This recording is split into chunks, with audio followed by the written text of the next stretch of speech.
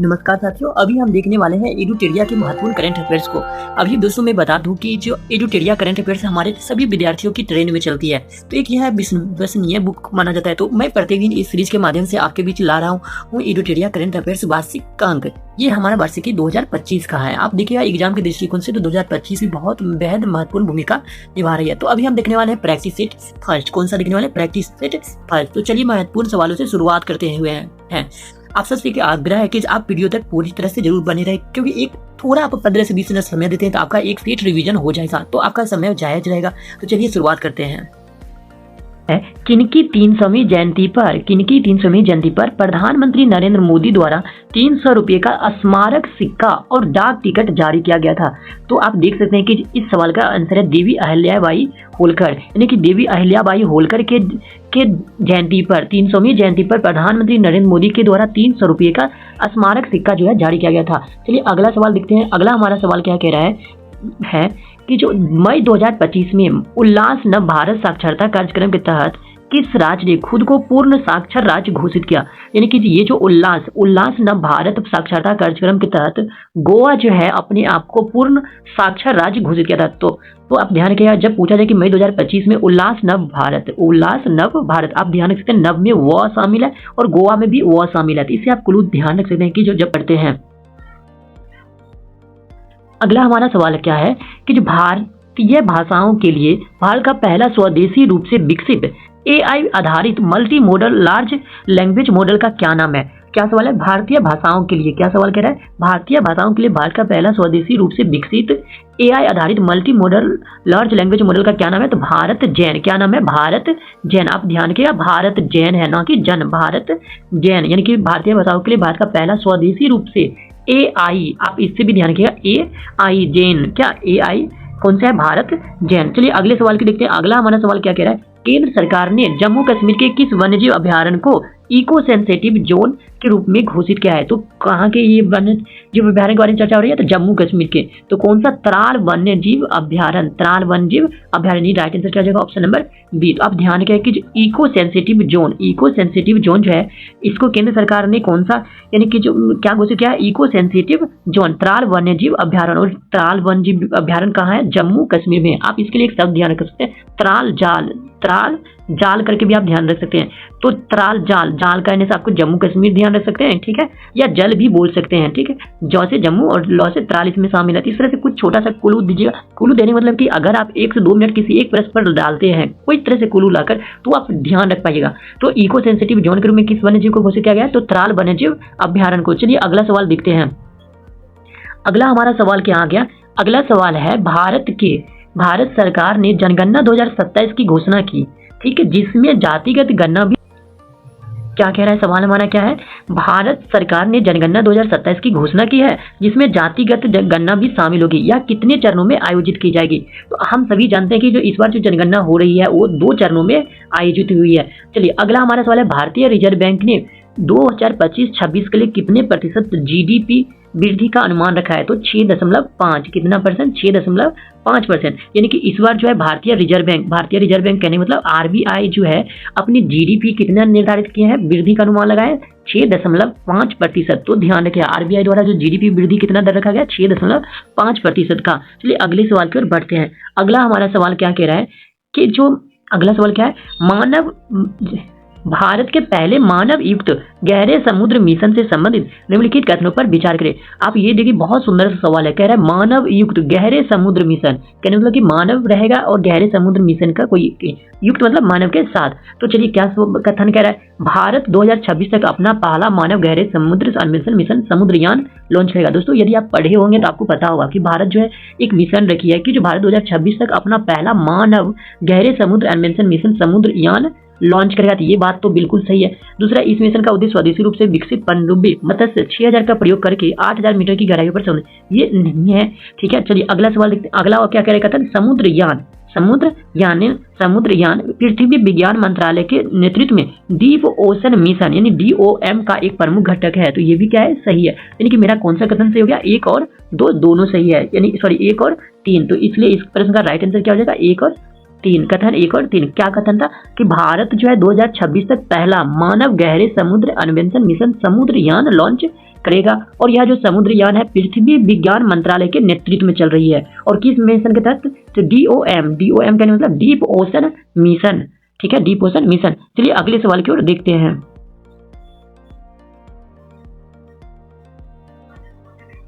अगला हमारा सवाल क्या है?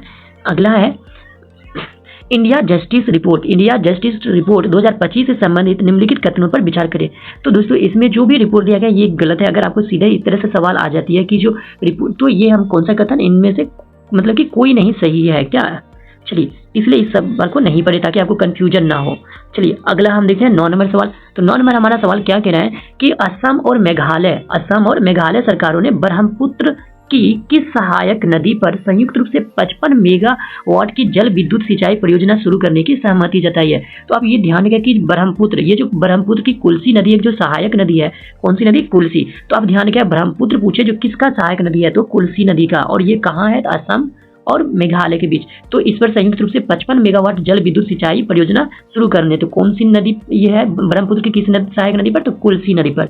चलिए अगला सवाल देखते हैं। अगला हमारा सवाल है प्रधानमंत्री नरेंद्र मोदी, क्या सवाल है? प्रधानमंत्री नरेंद्र मोदी ने जम्मू कश्मीर की रियासी जिले में इसे दुनिया के सबसे ऊंचे रेलवे आर्क ब्रिज का उद्घाटन किया। यह ब्रिज किस नदी पर है? तो चिनाब नदी पर। किस नदी पर? चिनाब। आप ध्यान रखें कई बार सवाल पूछता है कि चिनाब नदी का बहाव जो किस राज्य में? तो जम्मू कश्मीर में। तो चिनाब नदी कहाँ पे है? जम्मू कश्मीर में। चलिए अगला सवाल देखते हैं जो हमारा स्वास्थ्य संबंधित है, स्वास्थ्य दिवस संबंधित। क्या सवाल कह रहा है? सवाल है मेरा कि जो विश्व स्वास्थ्य दिवस 2025 की थीम क्या है? स्वस्थ शुरुआत आशाजनक भविष्य। क्या थीम है? अगर आपसे पूछा जाए कि विश्व स्वास्थ्य दिवस, दोस्तों मैं बता दूं कि ये विश्व स्वास्थ्य दिवस कब रहता है? 7 अप्रैल को। कब? 7 अप्रैल को। आप ध्यान रखिएगा विश्व स्वास्थ्य दिवस कब रहता है? 7 अप्रैल को। चलिए क्या करें? मातृ और नवजात शिशु स्वास्थ्य पर केंद्रित है जिसका उद्देश्य वैश्विक नीति करवाई थी। ये बिल्कुल सही कथन है क्या? अब क्योंकि इसका कथन आप पढ़ेंगे तो इसका थीम यही है, स्वस्थ शुरुआत आशाजनक भविष्य। तो अगर मैं पूछूंगा कि विश्व स्वास्थ्य दिवस 2025 का थीम क्या था, तो क्या बोलेगा? स्वस्थ शुरुआत। क्या बोलेगा? स्वस्थ शुरुआत आशाजनक भविष्य। अगला हमारा कथन क्या करें? यह दिवस विश्व स्वास्थ्य संगठन WHO की स्थापना के उपलक्ष्य में। और हाँ, आप ये ध्यान रखें WHO यानी कि वर्ल्ड हेल्थ ऑर्गेनाइजेशन की स्थापना कब हुई है? तो 1948 में। यानी कि यह भी कथन सही है, यानी कि राइट आंसर क्या हो जाएगा? दोनों कथन सही। चलिए अगले सवाल की ओर बढ़ते हैं। अगला हमारा है किस व्यक्ति ने, क्या सवाल है?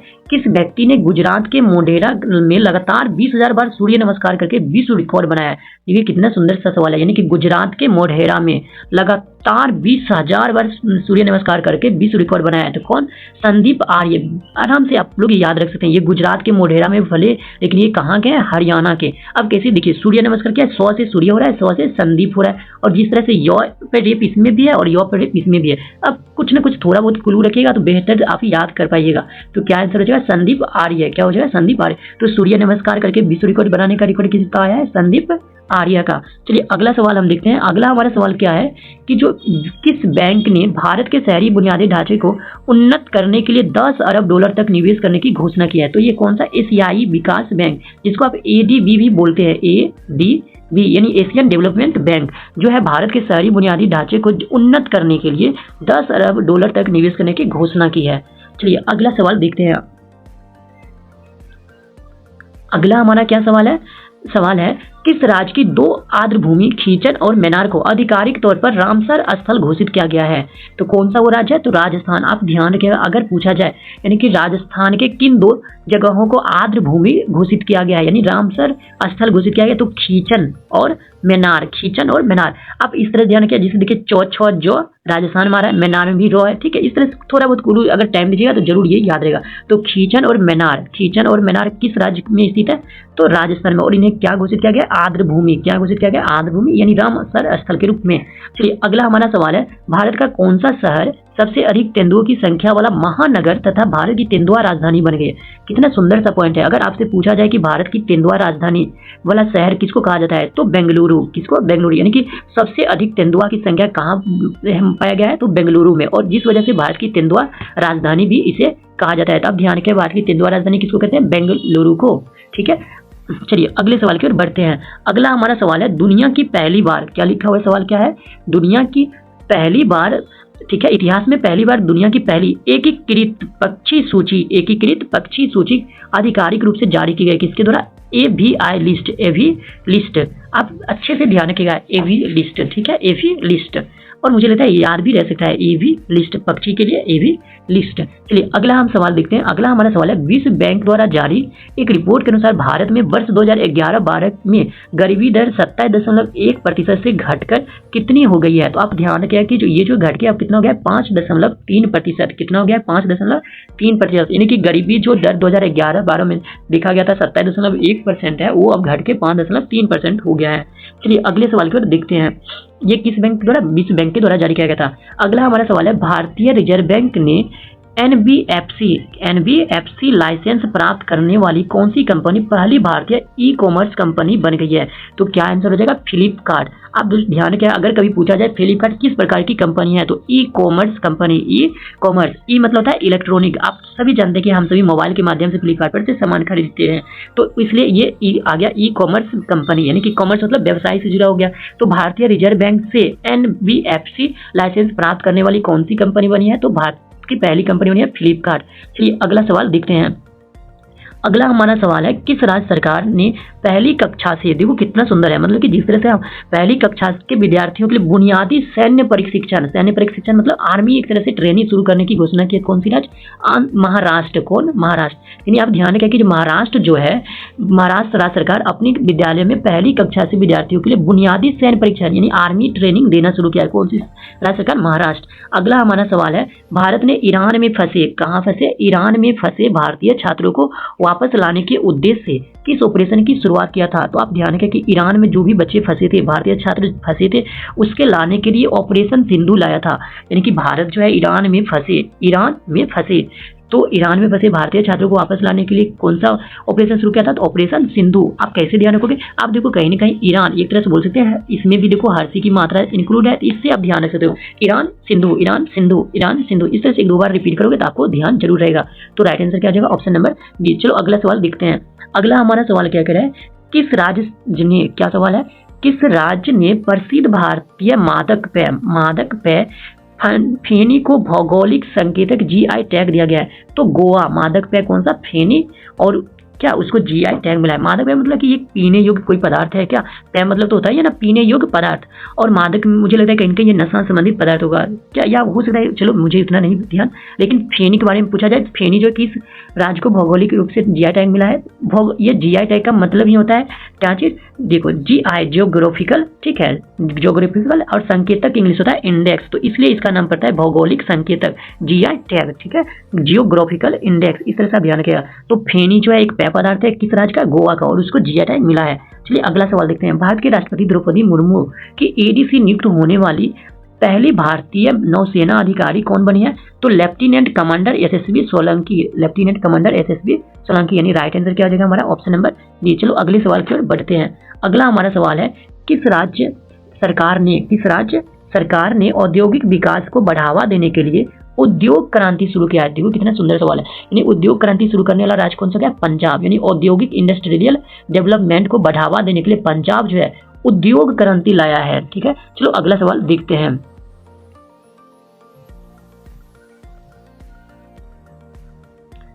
अगला हमारा सवाल है, गुजरात के गिफ्ट सिटी में क्वींस यूनिवर्सिटी बेलफास्ट, क्या है? क्वींस यूनिवर्सिटी बेलफास्ट के नए अंतर्राष्ट्रीय परिसर का पहला डीन किसे नियुक्त किया गया है? तो प्रो एम सतीश कुमार को। ये कौन सा? गुजरात के गिफ्ट, क्या लिखा हुआ है? गुजरात के गिफ्ट सिटी में क्वींस यूनिवर्सिटी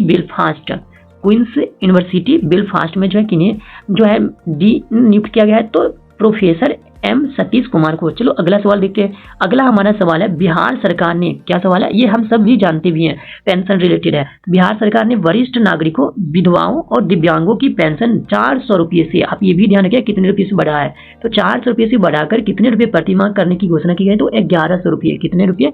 1100 रुपये। हम सभी जानते कि अब अपने यहाँ जो है वृद्धा पेंशन जो है 1100 रुपया मिलना शुरू हो गया, जो पहले कितना था? 400 रुपया था। चलिए अगले सवाल की ओर देखते हैं। अगला अंतर्राष्ट्रीय योग दिवस पर योग नीति लागू करने वाला भारत का पहला राज्य कौन बना? तो योग नीति लागू करने वाला पहला राज्य कौन सा बना है? तो उत्तराखंड। तो अंतर्राष्ट्रीय योग दिवस, अगर आपसे पूछा जाए अंतर्राष्ट्रीय योग दिवस कब मनाई जाती है, तो 21 जून को। कब मनाया जाता है? 21 जून को अंतर्राष्ट्रीय योग दिवस मनाया जाता है। और योग नीति लागू करने वाला पहला राज्य कौन बना है? तो उत्तराखंड। चलो अगला सवाल देखते हैं। अगला है, किस राज्य सरकार ने ट्रांस समुदाय को ओबीसी का दर्जा देने तथा आंगनबाड़ी कार्यकर्ताओं के लिए 50% आरक्षण की घोषणा की है। देखिए कितना सुंदर सा है कि जो किस राज्य सरकार ने, यानी कि असम जो राज्य सरकार है, असम राज्य सरकार ने ट्रांस समुदाय को ओबीसी का दर्जा दे रहा है। ट्रांस समुदाय को किसका दर्जा दे रहा है? ओबीसी का। और आंगनबाड़ी कार्यकर्ताओं के लिए 50% आरक्षण की घोषणा की है।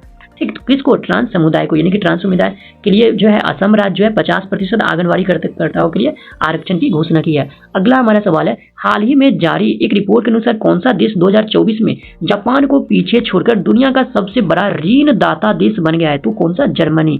कितना सुंदर सा है, यानी कि 2024 में जो है जापान को पीछे छोड़ते हुए जर्मनी जो है दुनिया का सबसे बड़ा ऋणदाता मतलब कर्ज देने वाला देश कौन बन गया है? तो जर्मनी। पहले कौन था? जापान। ठीक है, चलिए अगले सवाल देखते हैं। अगला हमारा सवाल है अंतर्राष्ट्रीय बुकर पुरस्कार से संबंधित है। अंतर्राष्ट्रीय बुकर पुरस्कार 2025 से संबंधित निम्नलिखित कथनों पर विचार करें। तो क्या करें? 2025 का अंतर्राष्ट्रीय बुकर पुरस्कार भारतीय लेखिका या अधिवक्ता एवं महिला कार्यकर्ता बानू मुश्ताक, ये बात ध्यान रखिएगा। अगर आपसे पूछा जाए कि अंतर्राष्ट्रीय बुकर पुरस्कार